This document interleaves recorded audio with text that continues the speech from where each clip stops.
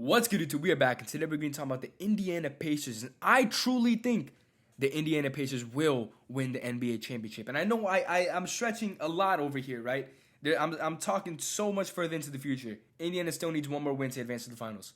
The Oklahoma City Thunder need one more win to advance to the finals. But I don't care, bro. It's 3-1. We're doing previews. What a performance from the Game 5 that I just watched right now from Tyrese Haliburton. I fell in love with this team over the course of these playoffs, bro. I doubted them initially, and then I just started seeing how legit this team truly is. We're going to talk about this team. We're going to delve into the individual performances, how this team is going to favor against the OKC Thunder. I don't care. I'm doing an early preview. And then the future of this team, because I truly think this team is legit and here to contend for the foreseeable future. Without further ado, let's get into it. We just witnessed the best game of Tyrese Haliburton's entire basketball career. 32 points, 12 rebounds, 15 assists, and 0 turnovers. 0 turnovers, bro. I don't think I realize how crazy that truly is. I saw a stat that they brought up on the broadcast, and I know with broadcast stats, they usually talk about some crazy detail like this is the first time a player has dropped 30 points after shaving their chest hair the week prior. Bro, none of that. I saw a stat that said Tyrese Haliburton is the third player with 30 points, 10 rebounds, 15 assists, right? So at least that number of each category in NBA playoff history other than Oscar Robertson and Nikola Jokic. That is elite territory. That is absolutely elite territory. The performance we just saw is going to be overlooked in the grand scope of the playoffs, but we really have to talk about it. This game was Tyrese Haliburton. Not to mention, though, he's been putting up killer stats this entire series against the Knicks. He's been busting their ass, yo. Tyrese Haliburton averages for the series 24 points, 7 rebounds, 11 assists, and 2.5 steals a game. Off 42% from the three. This is elite numbers, yo. This is like what we expect from players such as Luka Doncic. Maybe a bit higher from the points side, but I mean, come on, bro. This is elite numbers. Tyrese Haliburton is arguably a top 3 guard in the league, and this isn't just recency bias, bro. He's one of the highest playoff risers that we've ever seen. Last year in the playoffs, killed it. People thought he wasn't going to replicate it in the regular season. It didn't really go his way until they turned it around January. And next thing you know, the Pacers look like the best offense in the league. And it's not just coming from Haliburton. If you look at Pascal Siakam for the series against the Knicks, he's tremendously stepped up from the last series against the Cavs. In the Cavs series, he only averaged 18 points per game. This series, 26 points per game. But that's an 8-point swing. 54% from the field, 50% from 3. Bro, what?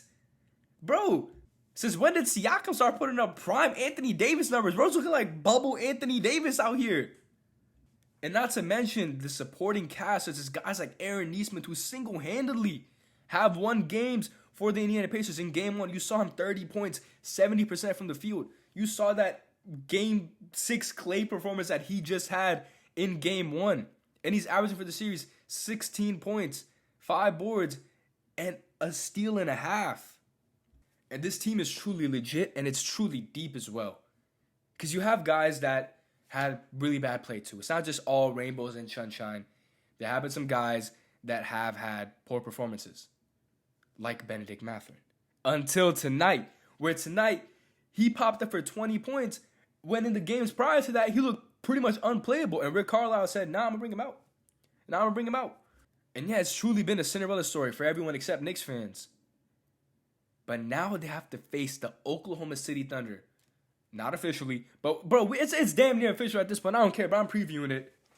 I'm going to talk about an actual predictions video whenever the series is official, whatever it ends up being. I'm not counting Minnesota out. I'm not counting New York out. Anything can happen. I could look stupid. But we're going to talk about it regardless. But if the scenario is the Pacers and the Thunder, that's going to be the best defense in the league versus the best offense in the league. An immovable object versus an unstoppable force. I hope I said that correctly. And bro, just talking about this series is getting me like mad hype for it. Because really think about how that fast-paced offense is going to be like for OKC, which if you really think about it, they've been playing slow, methodical teams this entirety of the playoffs. So like the Minnesota Timberwolves, They're more like bruisers, you know? They can stretch out the three, but they kind of take their time to get into their sets. And especially that with the Denver Nuggets, who really take a while to get their offensive sets going. And oftentimes you'll see them like taking shots up with like the end of the shot clock going, and they're comfortable with that because they don't mind doing that. But the thing about the Pacers is they truly bring the pace, no pun intended. This team plays so fast that OKC is going to have to match that level of intensity defensively. And if that staggers their offense to any single extent, we could be in for a really interesting series. And on top of that, when you look at it from a clutch factor, the playoffs started and Shai Gilgeous-Alexander did not do as well from the clutch. He was low-key shitting bricks out there. I can't even lie, bro. Shai was low-key shitting bricks initially in the Denver series, especially in that first game. But then, I know y'all remember the first two games of that Denver series. Both teams just went scoreless, bro. The lights were too bright. I don't know what happened. The first two games of that Denver series, these guys turned to Jared Allen. But Shai has turned it up ever since. And I think those games against the Denver Nuggets really taught him to elevate his play in the clutch. And that's what you've been seeing in these past few Minnesota games. The last one in particular, Game 4, it was a real nail-biter. It came close. But because of Shai, they were able to hold off the Wolves from making that eventual comeback that they were working on the entirety of the game pretty much. They were just behind by just a few points the entirety of the game. They didn't win because of Shai. But like I've been saying all year round, if there's any team that can match the clutch factor, I mean, y'all seen it with the Pacers 3 times this series, these most improbable wins. It's the Indiana Pacers. They beat the Bucks with one of the craziest finishes I ever seen, bro.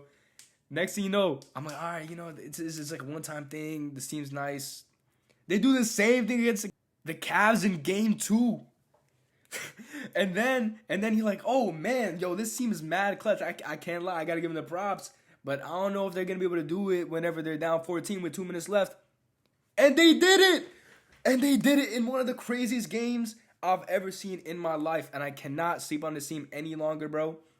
I think if there's any team that's going to give the Oklahoma City Thunder a problem and be able to capitalize in those clutch sets, come on, dude. Come on. You know what I'm going to say. But one thing I think will be the deciding factor and that Oklahoma City will pretty much need if this series does actually happen is the play of Lu Dort. If Lu Dort can just clamp Tyrese Haliburton and make him basically just become a passer at that point, because we know Lu Dort shuts down players, bro. We've seen it firsthand.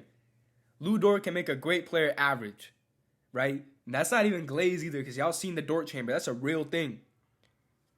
I'm really curious to see if the shots will still continue to be good shot selections and if those shots can still go in from the perimeter players like the Nesmiths, like the Obi Toppins, like the Nemhards, or if it's going to be them closing out those shooters and really making it tough for the Pacers, because I think that that's pretty much the only thing that they can do is make Tyrese a passer and hope that the others miss. That would probably be OKC's game plan. We'll see how that goes. That would be really interesting if the series does actually end up taking place. On top of that, will Chet Holmgren and Isaiah Hartenstein be able to keep up with the intensity of the Pacers when it comes to the bigs in Miles Turner and Pascal Siakam? Because Pascal Siakam is a different player than what Chet Holmgren is used to guarding this playoffs, where it's not really like a big body that you're going to see inside the rim, but it's mostly going to be like a player that plays in the post that can work that mid-range game. The same thing with Miles Turner. They can go inside and out. It's going to be really interesting. And they play with such a high intensity and pace that you wonder if those bigs are going to be able to handle that or if they're going to just fall apart, because you did kind of see some of those holes showing up against some of those games against the Denver Nuggets, especially the ones where it didn't end up being close. A big factor for that was because Chet just wasn't able to hold the inside with, you know, the play of Jokic. But I'm not comparing these guys to Jokic by any means, but what I'm saying is will they be able to handle that intensity? Have they learned from that Denver series, or is this team still going to find struggle down low? For the most part, Chet did do a great job. I mean, Jokic really only had 2 Jokic performances in that series. But then you get like this scenario where it's more about pace. It's going to be different. And I'm just curious to see how the Oklahoma City Thunder would game plan for that type of matchup. And lastly, about the Pacers, bro, if this doesn't end up being this series, hypothetically speaking, because I do think this team is going to take it all. I think the Indiana Pacers are going to beat whichever team, Minnesota, Oklahoma. It's probably going to be Oklahoma. I think that the Indiana Pacers are going to beat the Oklahoma City Thunder in the NBA Finals. And mind you, bro, this is not no glaze. Like, I'm literally a Rockets fan, bro. This is coming from a bipartisan third party who has no affiliation with any of these teams. I'm going with the Pacers. But in the hypothetical world that they don't win, right? The Eastern Conference is wide open next year. With the Boston Celtics being out of pretty much playoff contention until further notice, until we see the retooling of the team, you can't really rely too much on Boston really being there next year round. You see the Cavaliers, which they've already taken care of, if they're going to be able to elevate their play, or if it's going to be more the same. And then the Knicks still being here, you got to wonder, is the Pacers really going to go on a bit of a run here as the best team out east? You have other teams that are going to elevate for sure, like the Detroit Pistons. I expect them to be a lot more competitive next year round, potentially title contenders depending on how the rest of the East shapes up. But you're going to be seeing your New York Knicks, which are pretty much taking care of business so far. And then on top of that, you're going to be seeing the Cleveland Cavaliers. You already took care of that one. And then who knows what is going to end up happening with the Bucks and Giannis situation. Giannis, I expect to stay out east. I don't think it's going to be with the Bucks. But other than that, bro, like, it's really just wide open. The East is for anyone's taking. So I see the future of this team being super bright. And then you have to consider that the average age of the team is only 26. Pascal Siakam is the only player in his 30s. Bro, if you look at Tyrese, 25, Nesmith, 25, Nembhard, I think he's like 25, 26. Bro, this team is mad young. They're going to be competitive for a really long time. If you're a Pacers fan, you got to be rejoicing right now. They got a crazy fan base, and, man, I'm just really excited for the NBA Finals. OKC got a crazy fan base, too. You know those games are going to be absolutely electric. Those games aren't official. This matchup isn't official yet. I will be dropping a more in-depth video where I will be going over my predictions, how many games it's going to go to, the individual matchups, and what we could really expect game to game. On top of that, I'm going to be doing game recap. So if you're new here, subscribe. Just know, if you're still here, I appreciate each and every single one of you. Leave a like, comment down below what you think is going to happen the remainder of the playoffs, what you think is going to be the finals matchup, and who do you think is going to take that big crown. I'm going to see you on the next one. Take care.